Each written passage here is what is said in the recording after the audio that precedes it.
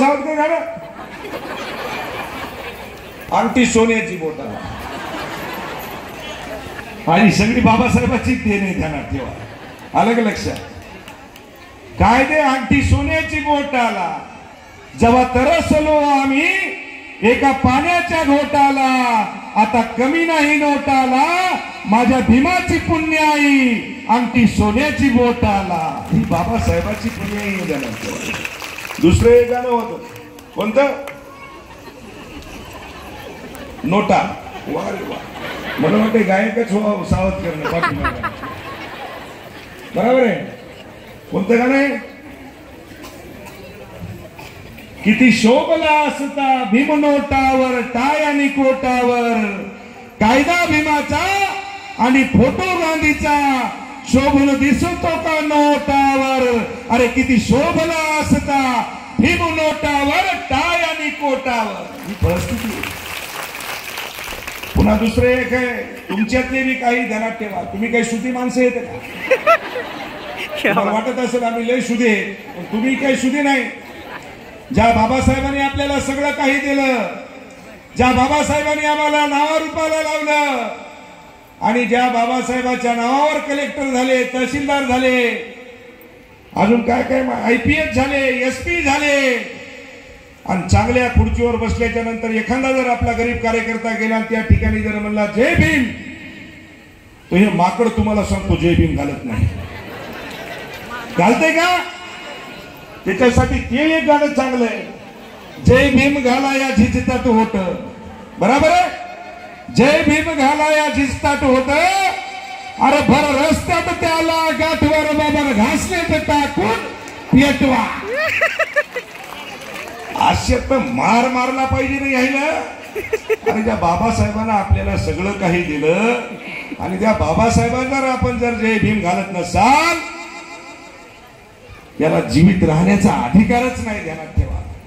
आणि तुम्ही बापू किती जण दारू पिता? हात वरी करा बरं. माहिती नाही तुम्हाला? क्या बात आहे. दारू किती जण पिता? बंतीजी यायचं टाळ्या वाजून एकदा स्वागत करावं आपण. एकही जण दारू पित नाही. इकडे या बिचाऱ्या आमच्या बहिणी बसलेल्या आहेत, माया बसलेल्या आहेत, त्याच्या घरचे जर असतील तर या म्हणतील हे सांडत मेलं हात वरी करणं. बरोबर आहे का नाही? त्या बिचाऱ्या त्या माईला, बहिणीला, त्या लेकरालाच माहित की हे घरचं दारू पिते का नाही. बरोबर आहे. लोक आम्हाला म्हणतात संतोष बांगर किती दारू पित असेल, पण इमाने एक बारे तुम्हाला सांगतो, हे बा तथागत गौतम बुद्ध भारतरत्न डॉक्टर बाबाला स्मरण करून सांगतो, संतोष बांगरला आतापर्यंत त्या दारूचा वास सुद्धा माहित नाही. माझ्याकडे जे जो कार्यकर्ता राहतो ना, मला कळालं की यानं कुठंतरी तुम्हाला सांगतो छट्टा दिला, दारू पिली, कुठंतरी गेलं, दुसऱ्या दिवशी माझ्या गाडीत दिसत नाही. ध्यानात ठेवा. अजिबात दिसत नाही. जवळच राहू देत नाही त्याला. हे तुम्हाला हसण्याचा सारखं नाही, पण ज्या घरचा बाप दारू पितो, ज्या घरचा नवरा दारू पितो, ज्या घरचा भाऊ दारू पितो, सर्वात मोठं दुःख ते आमच्या माईला असतं. ध्यानात ठेवा. सर्वात मोठं दुःख. रोज लढती बिचारी, तिळती तिळती तिळती लढती ती. एकदा मेलेलं पुरलं माय. एकदा मेलेलं तुम्हाला सांगतो 13वी 14वी काय करायची तर करा, आणि सगळा संसार सुखाचा करा आपला. आलं का लक्षात? पण हे रोज मड, त्याला कोण लढ. त्याच्यामुळं तुम्ही हातामध्ये ठुकण्या घ्या, तुम्ही हातामध्ये बेलणे घ्या. येऊन आले लोक काय म्हणतील तर म्हणू द्या. लोक म्हणतील काय बाबा बाई नवऱ्याला मारायली, पण त्याला मारल्याशिवाय पर्यायच नाही. ध्यानात ठेवा. आपला जर संसार आपल्याला सुधारायचा असेल तर आपल्याला तुम्हाला सांगतो सक्षम होणं हे गरजेचं आहे.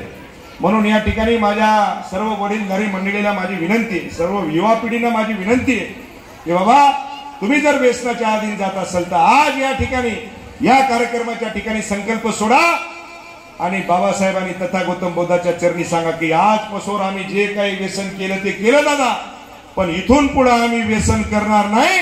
निश्चितपणे हे जो कार्यक्रम आहे तो सक्सेस झाल्याशिवाय राहणार नाही. ध्यानात ठेवा. हेच काम सांगितले बुद्धांनी आणि भारतरत्न डॉक्टर बाबासाहेब आंबेडकरांनी. ध्यानात ठेवा. त्याच्यामुळं अहो तुमची ध्यानात ठेवा, संसारही खराब व्हायला, गावातले लोक खराब, लेकरं खराब, किती अवघड आहे. दिवसभर तुम्हाला सांगतो तुम्ही 300-500 रुपयासाठी काम करता, त्या लेकराला वाटते की बाप आपला काहीतरी आपल्याला मम्म आणल, बिस्किट आणल, काहीतरी आणल, ते लेकरू दररोजात तुमची वाट पाहते आणि तुम्ही जर तिकडून तुम्हाला सांगतो जर पिऊन येत असाल तर मला वाटते सगळ्यात मोठं पाप आहे ते देणार, तेव्हा सगळ्यात मोठं पाप आलं का लक्षात. त्याच्यामुळं आपल्याला सगळ्या जणांना हात जोडून विनंती आहे की व्यसनापासून दूर व्हा. व्यसनापासून जर तुम्ही दूर झाले तर निश्चितपणे गावाचा देशाचा विचार नाही पण आपलं घर सुधारल्याशिवाय राहणार नाही, याच्यात कुठल्याही प्रकारचं दुमत नाही. ही शिकवण तथागत गौतम बुद्धांनी दिली, ही शिकवण भारतरत्न डॉक्टर बाबासाहेब आंबेडकरांनी दिली आणि ही शिकवण घेऊन आपल्याला संपूर्ण या पूर्णा तालुक्यामध्ये, परभणी जिल्ह्यामध्ये, मराठवाड्यामध्ये, महाराष्ट्रामध्ये, या भारत देशामध्ये आणि संपूर्ण जगामध्ये रुजवायचं काम आपल्या इथे बसलेल्या सर्व उपासक आणि उपासिकेनं करायचंय. एवढंच या ठिकाणी बोलतो आणि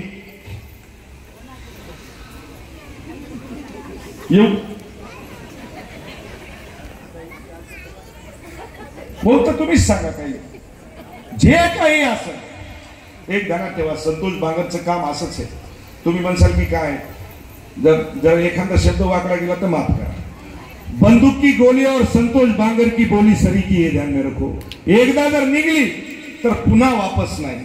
त्याच्यामुळं काम करायचं खूप म्हणजे इथून अंतकरणातून कोणी येऊ, कशाची जात आणि कशाची पात आणि कशाचा धर्म लावला, या संतोष बांगरकडे तुमच्या माहितीसाठी तुम्ही येऊन बघा, कधी कोणी येऊन बघा.